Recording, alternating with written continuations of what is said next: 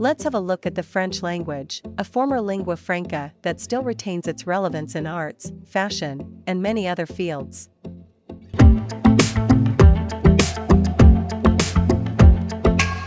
Don't forget to subscribe to Lang Explorer to show your support. Although the presence of French has diminished considerably in today's world where English is the lingua franca, Molière's language still retains a certain importance in fields such as academia, the arts, philosophy, and international politics, and knowing French is useful in a variety of situations. In this video, we'd like to show you some of interesting features of the French language. By learning more about it, which has historically had different influences on English and is still spoken in many parts of the world, especially in Africa, how about taking a little step into a world that cannot be understood only in English?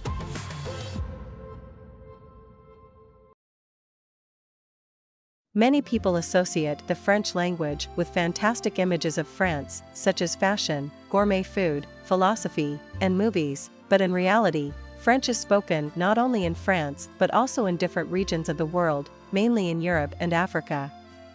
In fact, it's designated as one of the working languages in the United Nations, and international organizations are headquartered in Geneva, Switzerland, so we can say that French still retains some importance. French is widely spoken in Europe and Africa, while its speakers can be found in other continents too, such as North America, the Caribbean, and Oceania. In Europe, French is official in France, Monaco, Luxembourg, and parts of Belgium and Switzerland. In Africa, French is an official language in 20 countries, mainly former colonies of France and Belgium, such as the Democratic Republic of Congo, Madagascar, and Côte d'Ivoire. It's also widely used in countries such as Algeria and Morocco, although it isn't an official language. In the Americas, French is still an official language in French territories such as the Caribbean islands, as well as Haiti and the Canadian province of Quebec, and is one of the official languages of Canada as a whole, so you need to have a good knowledge of French if you want to work for the federal government. In Oceania, it's still one of the official languages in the French territories of New Caledonia, French Polynesia, and Wallis and Futuna, as well as in Vanuatu. On the other hand, in the former French Indochina of Vietnam, Laos, and Cambodia, it has fallen out of use and is now nothing but a somewhat more popular foreign language than in the surrounding countries. In the Middle East, French is still one of the official languages in Lebanon, but even there, it's used less than in the past, especially by the younger generation.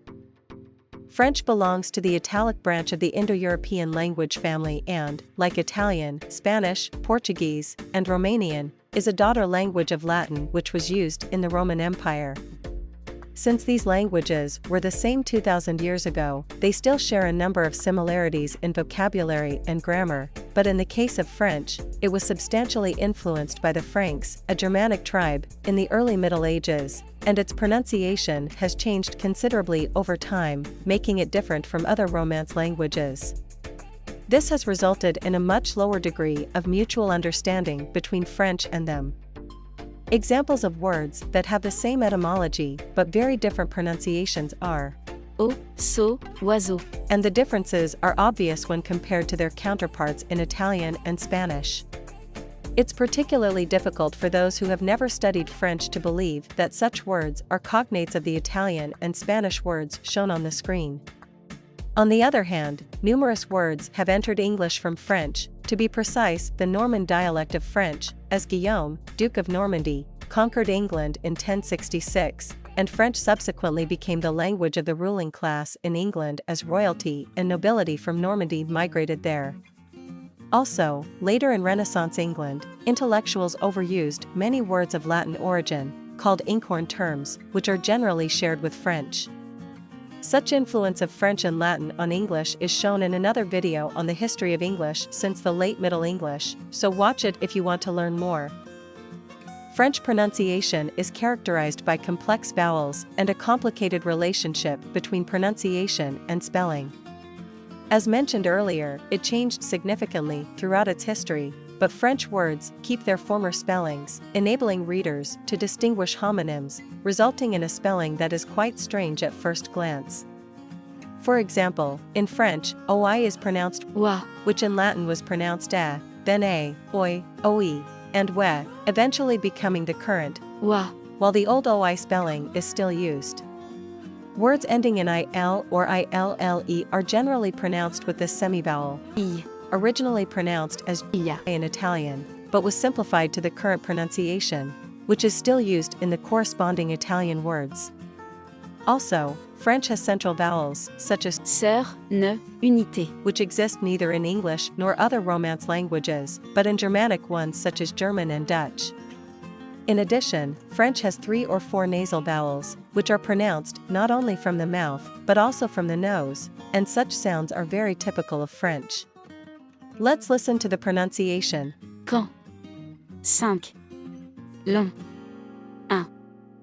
However, compared to other European languages, such as English, French is characterized by the absence of diphthongs, and what appears to be a diphthong is a combination of semivowels and vowels.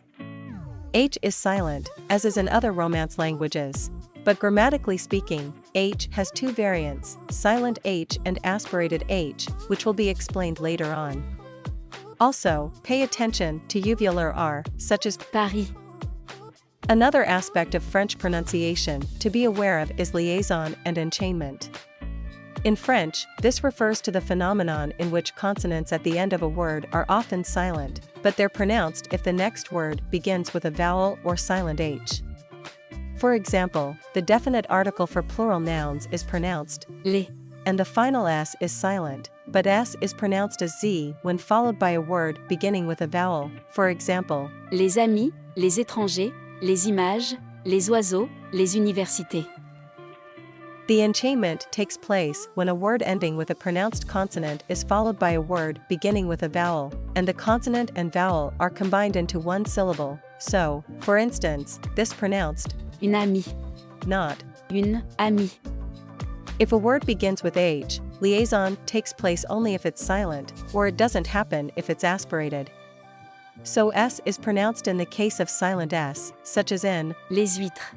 but is silent if H is aspirated, such as in Les haricots. Nouns can be masculine or feminine, but unlike other Romance languages, we can't say that most nouns ending with O are masculine, and others ending with A are feminine. It's true some endings are typical of one of these genders, but usually you need to memorize not only new nouns, but also their gender. Generally speaking, most Indo-European languages except English have genders, so articles, adjectives, and pronouns change accordingly as follows. J'ai un chien blanc. Il s'appelle Charles. J'ai une chienne blanche. Elle s'appelle Charlotte.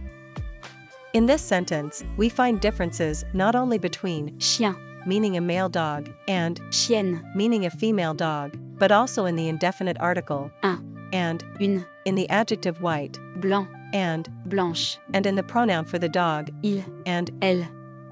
These indefinite articles, adjectives, and pronouns change according to the gender of the noun, and you need to be aware of such difference if you've never studied any other European language other than English yet. French has 3 sorts of articles: definite, indefinite, and partitive. When dealing with only a part of a non-additive noun, such as water or wine, we use Du, or de la. to express the meaning of a part of water or wine in the whole world. This concept does not exist in English, so it's essential to become familiar with it to learn French. In pronouns, there are 2 types of pronouns in the second person to be distinguished: Tu, and. vous. Originally, Tu, was used for one person and vous, for 2 or more people, but in the late Middle Ages, vous. came to be used to express social respect, and this became common in many European languages. In some languages, the equivalent of vous, especially in honorific expressions, has been further changed, but in French and Russian, the distinction between Tu, and vous. has remained as it was in the Middle Ages. For more details, please refer to the video, Why Only You? While the English pronoun for any non-human object is it, French uses Il, meaning him, and elle. meaning she, as well as their plural according to the noun's gender. French has 2 unique pronouns, Un, and. et. The first one is basically De, which is, of, or, from in English, plus a noun, an indefinite or partitive article, while the second one is, à, which is to or at in English, plus a noun, or a place.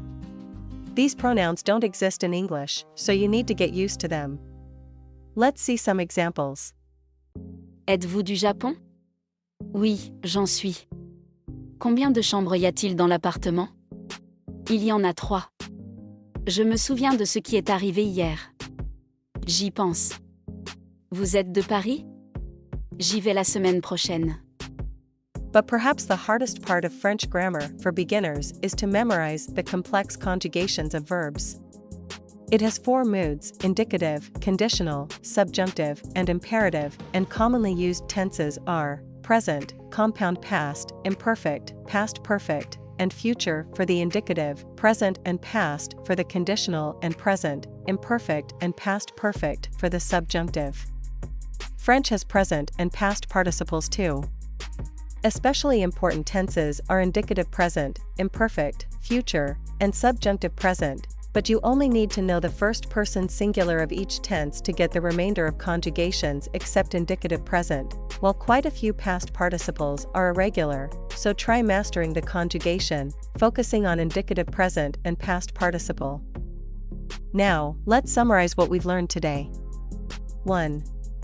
French is spoken in various parts of the world, mainly in Europe and Africa, and is a working language in the United Nations along with English. 2. French belongs to the Italic branch of the Indo-European language family and, like Italian, Spanish, and other languages, is a descendant of Latin, which was spoken 2,000 years ago. However, French is only somewhat intelligible with other Romance languages since it's been considerably influenced by Germanic languages, and its pronunciation system has changed dramatically. 3. On the other hand, French was the official language of the English royal family for a while after the Norman conquest, and words of Latin origin, called inkhorn words, entered English during the Renaissance, so French and English have a lot in common in terms of vocabulary. 4. French has a complex pronunciation, with central and nasal vowels but no diphthong. In addition, there's a phenomenon called liaison, in which a consonant is pronounced only when connected to a word that begins with a vowel, and another one called enchainment, in which the final consonant of the preceding word is combined with the first vowel of the following word to form a syllable. 5.